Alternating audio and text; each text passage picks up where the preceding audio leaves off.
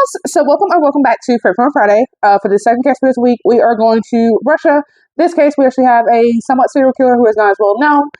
We just have the victims that we have confirmed, but some people believe there are actually more victims, myself included. And so let me know what you think down below. Sources down below as always. I think I have less than 3 for this one. I haven't checked. And so with that being said, I'm giving you what is publicly known. I'm going to come rambling, and let's go and get started. So of course, we got to start with Sofia. Sofia apparently is said to have started off with having a normal life, as many of our killers do. She was said to have been born in 1939. It doesn't say when, but she winds up marrying a man named Ivan, who she has 3 kids with.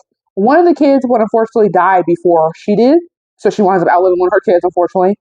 And then in 2005, she becomes a widow when Ivan dies. And then it's said that when she was walking around the neighborhood, she would just have an axe just calmly, just casually with her.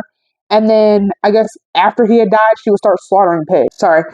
So our murder spree actually starts off apparently with a girl by the name of Anastasia Alexkina. Sorry if I mispronounced that. This is all Russian, okay? And apparently Anastasia is 8 years old.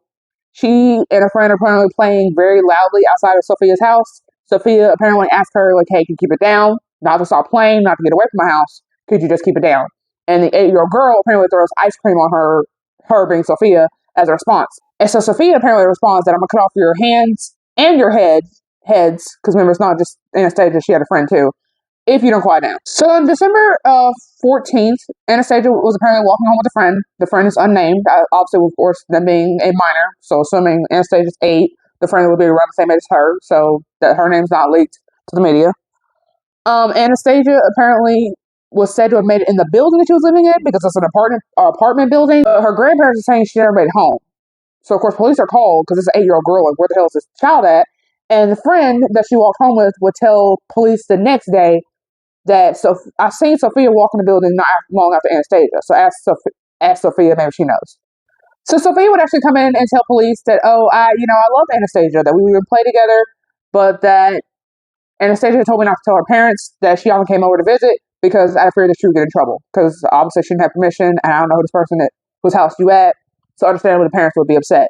And she says that Anastasia did come over on the 14th, the day that she went missing. However, she went out to the streets quickly after. So whatever happened to her after that, I have no idea. So plot twist, Anastasia is still alive, and Sofia, as you may have guessed, actually had Anastasia basically held hostage, but she was still alive. So then she goes to Anastasia's mother and tells her, your daughter's actually still alive. But I assume she disguised her voice as something, because the mother didn't apparently know Sofia calling her, the killer's calling her, even though Anastasia's still alive.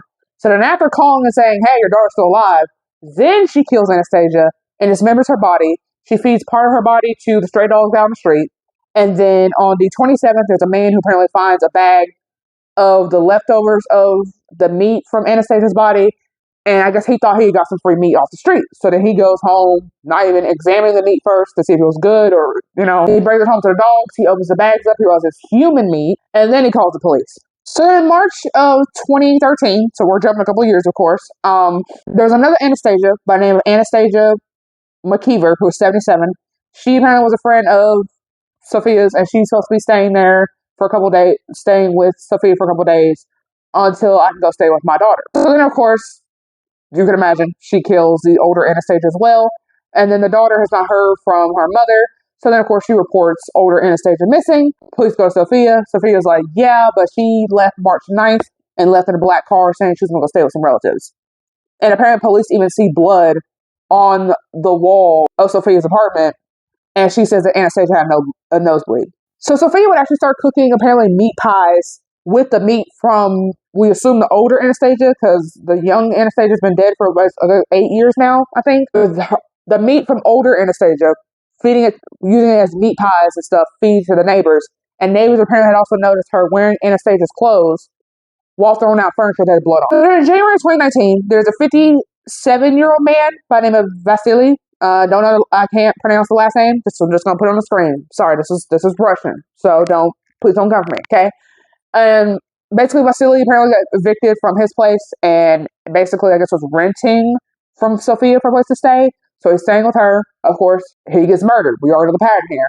And he's reported missing by his coworkers that he didn't come to work. So I guess he was a reliable employee. He never misses work. He's one of those type of people. And apparently some children would unfortunately find his body. Police go to Sofia, says, these are too many people that are just happen to be dying and going mess around you. They proceed to arrest her, and she denies the murder of Vasily. However, they proceed to find a bloodstained axe and meat from Vasily's body in her fridge. So then at some point, she basically does try to say, listen, yes, I did kill Vasily, but I did it in self-defense. So him and another man, the other man's not named, we don't even know if there is another man, basically try to say that him and Vasily basically tried to take advantage of her because obviously she's an older woman. So two grown men versus one elderly woman. In most situations, the two men will unfortunately win. So then the other man got away. She killed Vasily basically in self-defense. And then apparently she would tell her cellmates about the other two murders that she committed because I guess she just wanted somebody to confess these murders to, and basically say that she's the one who actually called the younger Anastasia's mom before I killed her.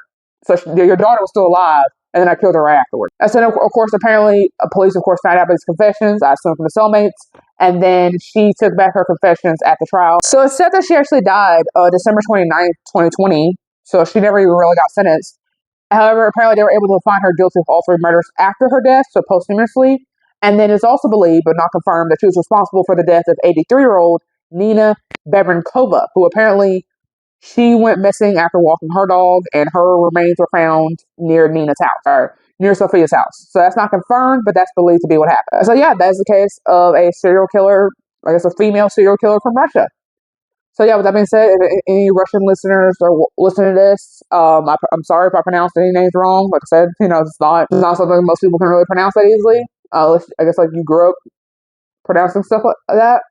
And so with that being said, that's all I really have for this case. If you live in Russia, you know the case, definitely would know. I guess if you knew anybody involved, even the killer herself, even though she's now no longer with us, definitely would know. And so with that being said, I'm quitting rant. And so with that being said, I cover fatal females 3 times a week. Subscribe for more fatal females. I'll see you guys next one. Bye.